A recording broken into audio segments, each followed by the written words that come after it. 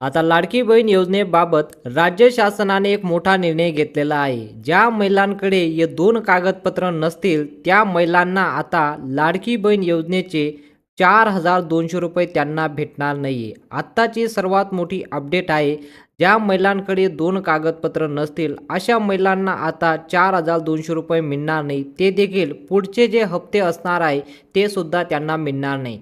आता कोणते ते दोन डॉक्युमेंट आहे ते आपण सर्वात अगोदर बघूया. लाडकी बहीण योजनेचा तुम्हाला हप्ता भेटतोय, पण जरी दोन कागदपत्र तुमच्याकडे नसतील तर तुम्हाला आता यापुढे हप्ताही भेटणार नाही आणि हे जे आत्ताचे 4,200 रुपये तुम्हाला मिळणार आहे हे सुद्धा तुम्हाला मिळणार नाही. म्हणून जाणून घेऊया की कोणते ते दोन डॉक्युमेंट आहे ते लगेच तुम्हाला सादर करावं लागतील. ते बघूया कोणकोणते ते डॉक्युमेंट आहे.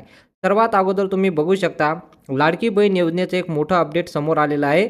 लाडकी बहीण योजनेचा लाभ घेण्यासाठी आता महिलांना ही दोन कागदपत्र सादर करावे लागतील. ज्या महिलांकडे दोन कागदपत्र नसतील त्यांना लाडकी बहीण योजनेचे पुढचा हप्ता अजिबात मिळणार नाही. आपणास ठाऊक आहे की लाडकी बहीण योजना अंतर्गत 2,40,00,000 महिलांना आतापर्यंत त्यांनी अर्ज भरलेला आहे. त्यांचे अर्ज ॲप्रूव्ह म्हणजेच मंजूर सुद्धा झालेले आहेत बरं का.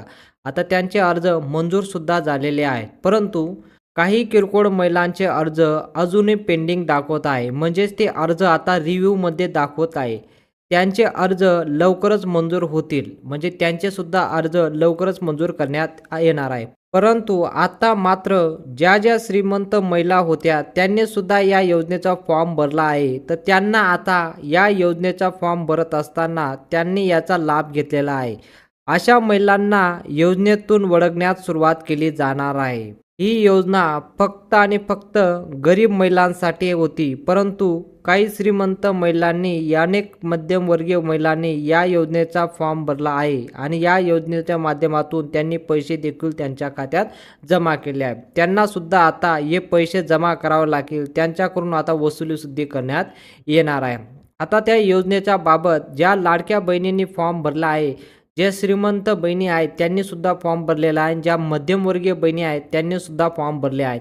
आता त्यांना साहेबांनी कसं सूचना देऊन टाकली. आता राज्य शासनाने खूप मोठा निर्णय घेण्यात आलेला आहे.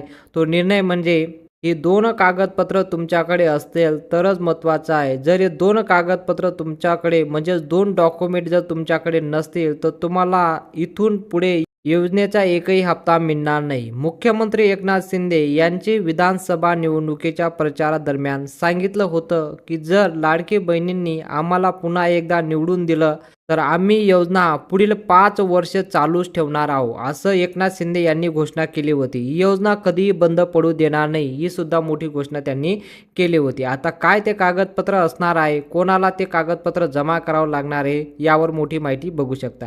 आणि सोबतच जर तुम्ही आमचे हात बळकट केले, लाडक्या बहिणींनी आमचे हात जर बळकट केले, आम्हाला जर ताकद दिली तर आम्ही 1,500च्या ऐवजी 2,000 रुपये देऊ, 2,000च्या ऐवजीत 2,500 देऊ, 2,500चे आम्ही 3,000 सुद्धा करणार, हे सुद्धा त्यांनी आचारसंहिता चालू असताना त्यांच्या भाषणमध्ये त्यांनी सांगितलं होतं. त्याचप्रमाणे शासनाने आता 1,500 रुपयावरनं हा हप्ता आता 2,100 रुपयावर केला आहे. बघा, आता 1,500च्या ऐवजी तुम्हाला 2,100 रुपये जे भेटतंय ते आता जे त्यांनी आचारसंहिता चालू असताना बोललं होतं त्यावरूनच तुम्हाला आता 2,100 रुपयाचा हप्ता मिळतोय.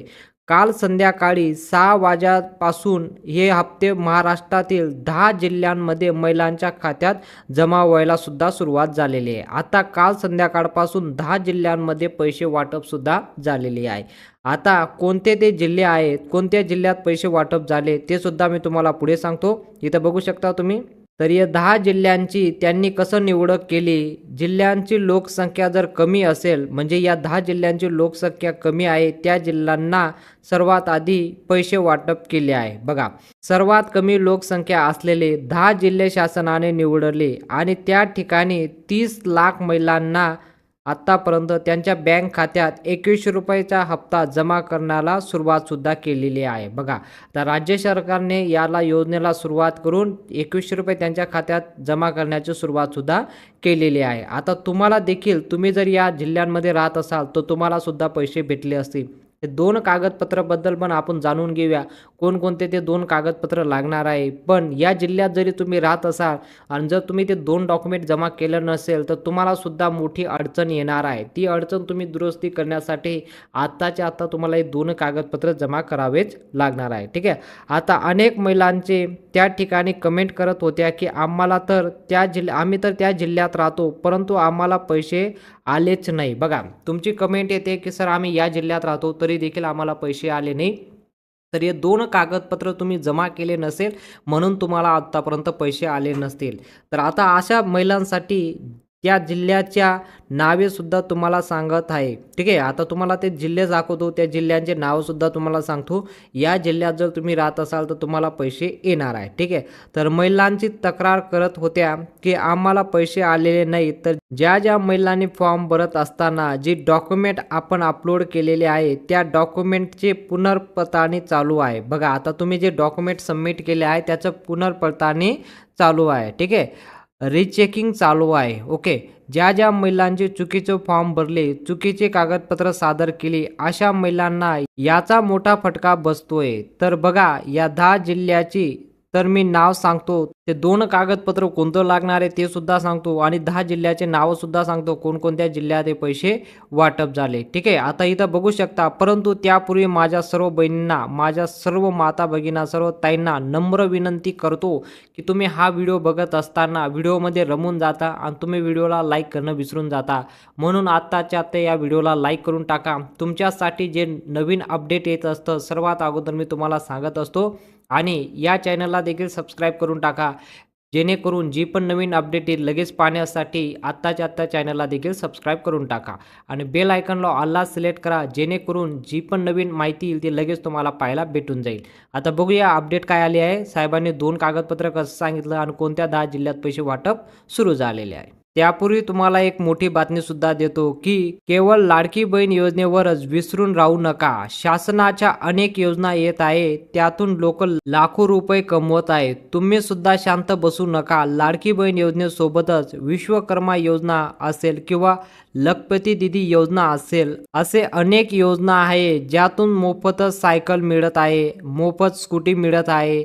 मुलींच्या नावाचे 1,00,000 रुपये ठेव शासनाकडून दिली जात आहे. मोफत शिलाई मशीन सुद्धा दिली जात आहे. तुम्हाला माहिती आहे, मोफत शिलाई मशीन सुद्धा देण्यात येत आहे आणि त्यावरच तुमच्या रोजचा स्वयंपाक करण्यासाठी सोलर किट सुद्धा मिळत आहे. बघा, तुमच्या रोज स्वयंपाक करतात तेव्हा तुम्हाला एक सोलर किट सुद्धा देण्यात येणार आहे. जर या योजना तुम्हाला ठाऊक नसतील आणि जर या योजनेबाबत लाभ घ्यायचा असेल, तर तुम्हाला एक सर्वात मेन म्हणजे तुम्ही या चॅनलला सबस्क्राईब करून घ्या, कारण की तुमच्यासाठी जी पण नवीन योजना येते सर्वात अगोदर मी तुमच्यापर्यंत पोहोचवत असतो. म्हणून व्हिडिओला लाईक करून घ्या. सर्व योजनेबद्दल मी अपडेट देत राहतो. ठीक आहे. आता बघूया कोणकोणते ते कागदपत्र आहे आणि कोणकोणते ते जिल्हे आहेत त्यामध्ये पैसे वाटप झाले. सर्वात अगोदर बघूया कोणते ते जिल्हे आहेत ज्यामध्ये पैसे वाटप सुरू आहे. आता सर्वात प्रथम जो पहिला जिल्हा आहे तो म्हणजे सिंधुदुर्ग जिल्हा. सिंधुदुर्ग जिल्ह्यामधील कोकणातील सिंधुदुर्ग जिल्ह्यातील महिलांच्या खात्यात पैसे जमा होत आहे. आता ज्यांच्या खात्यात पैसे आले नाहीत त्यांनी नक्की त्यांचा फॉर्ममध्ये त्रुटी आहे, त्यांची डॉक्युमेंट सादर करताना ही 2 डॉक्युमेंट सादर केलेले नाहीत. आता त्यांना नव्याने 2 डॉक्युमेंट दाखल करावे लागतील. आता कोणते ते दाखल करावे लागतील ते मी पुढे तुम्हाला सांगतो. पण सर्वात अगोदर पहिला जो जिल्हा आहे तो म्हणजे सिंधुदुर्ग जिल्हा आहे. ठीक आहे. 2 कागदपत्र सादर करावेच लागतील त्यांना. ठीक आहे. दुसरा जिल्हा म्हणजे गडचिरोली. विदर्भातील असणारा जिल्हा गडचिरोली जिल्ह्यात सुद्धा पैसे वाटप सुरू आहे. ठीक आहे. आणि तिसरा जिल्हा म्हणजे हिंगोली. हिंगोलीमध्ये जरी तुम्ही राहत असाल तरी देखील तुम्हाला पैसे आले असतील. आणि तिसऱ्या जिल्ह्यामध्ये जर तुम्ही मराठवाड्यात हिंगोली जिल्ह्यात राहत असाल तुम्हाला देखील पैसे आलेले असतील. आता बघूया चौथा जिल्हा कोणता, यामध्ये सुद्धा पैसे वाटप झालेले आहे. चौथा जिल्हा म्हणजे वाशी. वाशिममध्ये, ठीक आहे, वाशिममध्ये जर तुम्ही राहत असाल तर तुम्हाला देखील पैसे वाटप झालेले असतील.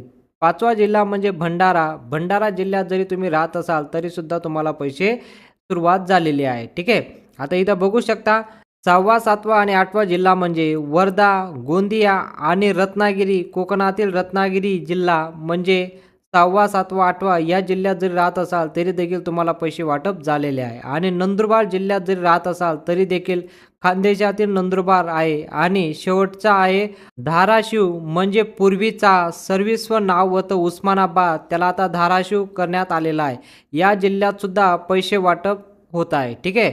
आता बघा, सिंधुदुर्ग, गडचिरोली, हिंगोली, वाशी, भंडारा, वर्धा, गोंदिया, रत्नागिरी, नंदुरबार आणि धाराशिव. आता तुम्ही म्हणाल की बाबा हे 10 जिल्हे त्यांनी कशामुळे सिलेक्ट केले, तर त्यावर बघू शकता, त्यावर अपडेट काय आहे की 10 जिल्हेच का त्यांनी सिलेक्ट केले, या 10 जिल्ह्यांमध्येच पैसे वाटप का होत आहे. तर या 10 जिल्ह्यातील लोकसंख्या ही बाकीच्या जिल्ह्यांपेक्षा सर्वात कमी. आपल्या महाराष्ट्रामध्ये एकूण 36 जिल्हे आहेत आणि 36 जिल्ह्यांमध्ये वेगवेगळ्या टप्प्यात शासनाकडून पैसे जमा केले जात आहेत. तर काल सकाळी 6 पासून तर सायंकाळी 6 वाजेपर्यंत या 10 जिल्ह्यातील महिलांच्या खात्यात पैसे जमा केले जात आहेत. त्यानंतर उर्वरित जे 10 जिल्हे आहेत त्या 10 जिल्ह्यातल्या महिलांना पैसे दिले जातील. आणि तिसऱ्या दिवशी जे उर्वरित 16 जिल्हे आहेत त्या 10 जिल्ह्या सोडून टोटल एकूण 36 जिल्हे अशा प्रकारे नियोजन त्यांनी केलेले आहे. आता हे सर्व 36 जिल्ह्यांना पैसे वाटप होणार आहे. कोणी या योजनेपासून वंचित राहणार नाही, सर्वांनाच पैसे मिळणार आहे. ठीक आहे. उद्या नक्की कोणत्या महिलांच्या खात्यात किंवा आज सायंकाळी 6 नंतर कोणत्या उर्वरित 10 जिल्ह्यात असतील हे सुद्धा माहिती आम्ही लवकरच दुपारी 12 वाजेपर्यंत टाकू. त्यामुळे चॅनलला सबस्क्राईब करून घ्या. तुम्हाला लगेच समजून जाईल की लगेच व्हिडिओ तुम्हाला टाकतो की उद्याचा कोणत्या 10 जिल्ह्यात पैसे वाटप होणार आहे किंवा आज संध्याकाळी 6 वाजेपर्यंत ते वाटप होतील, ते कोणते 10 जिल्हे राहणार आहे ते बघण्यासाठी चॅनलला सबस्क्राईब करून ठेवा. तो व्हिडिओ टाकला का लगेच तुम्हाला पाहायला भेटून जाईल. आता बघूया कोणते ते 2 डॉक्युमेंट आहे ते सर्वात इम्पॉर्टंट. हे डॉक्युमेंट जर जमा केलेले नसतील तर तुम्ही हे 10 जिल्ह्यात जरी राहत असाल तरी देखील तुम्हाला पैसे मिळणार नाही. सर्वात अगोदर बघूया कोणते ते 2 डॉक्युमेंट आहे. आता बघूया की कोणते ते 2 डॉक्युमेंट आहे ते तुम्हाला सादर करावे लागतील, त्यामुळे तुम्हाला आतापर्यंत पैसे भेटलेले नसतील. 2 डॉक्युमेंट आपल्याला सादर करायचे आहेत. तुम्हाला आठवत असेल की आपण लाडकी बहीण योजनेचा फॉर्म भरत असताना त्या ठिकाणी एक महत्त्वाची गोष्ट आपण हमीपत्र भरून दिलेलं होतं. तुम्हाला माहिती आहे लाडकी बहीण योजनेचा तुम्ही फॉर्म भरत असताना हमीपत्र तुम्ही भरलेलं असेल. आपण सांगितलं होतं की आपल्या घरातील कोणतीही व्यक्ती, म्हणजे माझ्या कुटुंबातील एकत्रित वार्षिक उत्पन्न, कुटुंबातील जेवढ्या व्यक्ती आहेत त्यांचे रेशन कार्डवर ज्यांचे नाव आहे त्या सगळ्या माणसांचं मिळून एकत्रित वार्षिक उत्पन्न 2.5 लाखापेक्षा अधिक नाही. आपण त्या ठिकाणी हमीपत्र लिहून दिलं होतं, गॅरंटी दिली होती. परंतु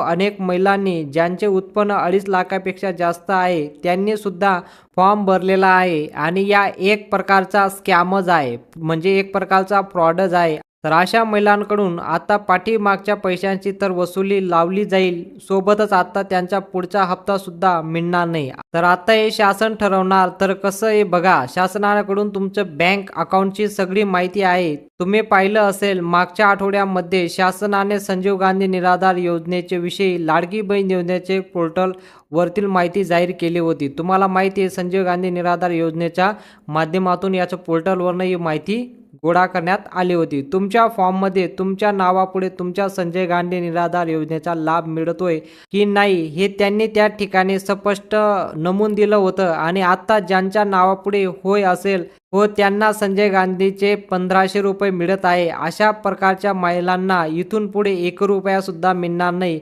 शक्यता तर अशी सुद्धा आहे पाठीमागील त्यांचे जे 7,500 रुपये मिळाले तर ते सुद्धा त्यांच्याकडून वसुली करण्यात येणार आहे.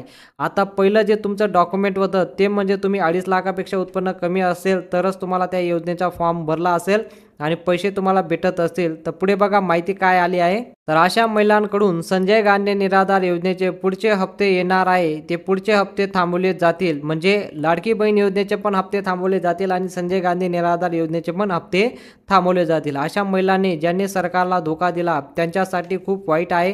त्यांनी डबल हप्ता घेतलेला आहे, संजय गांधी निराधारचा पण घेतला आणि लाडकी बहीणचा पण घेतला. अशा महिलांना आता पुढे त्यांना संजय गांधी निराधार योजनेचे पण पैसे बंद होतील आणि लाडकी बहीण योजनेचे पण पैसे बंद होणार आहे. आता पुढचं जे एक मेन इम्पॉर्टंट डॉक्युमेंट येतं ते म्हणजे इन्कम टॅक्सचा फॉर्म. एक फॉर्म देखील तुम्हाला माहित होता की इन्कम टॅक्स तुमच्या कुटुंबामध्ये, ठीक आहे, तुमच्या कुटुंबातील एखादी व्यक्ती जर इन्कम टॅक्स भरते, तुमचं नवरा असो, तुमचं सासरा असो किंवा तुमची सासू असू द्या, जर तिने कधी इन्कम टॅक्स भरला असेल तर अशा देखील कुटुंबांना अजिबात अधिकार नाही की तुम्हाला लाडकी बहीण योजनेसाठी हप्ता मिळावा. म्हणजे यांना सुद्धा हप्ता देण्यात नाही ज्यांनी इन्कम टॅक्सचा फॉर्म भरला असेल. म्हणजे त्यांच्या कुटुंबामध्ये असं कोणी व्यक्ती असेल ज्यांनी इन्कम टॅक्सचा फॉर्म भरला असेल, त्या व्यक्तीला देखील आता लाडकी बहीण योजनेचा पैसे मिळणार नाही.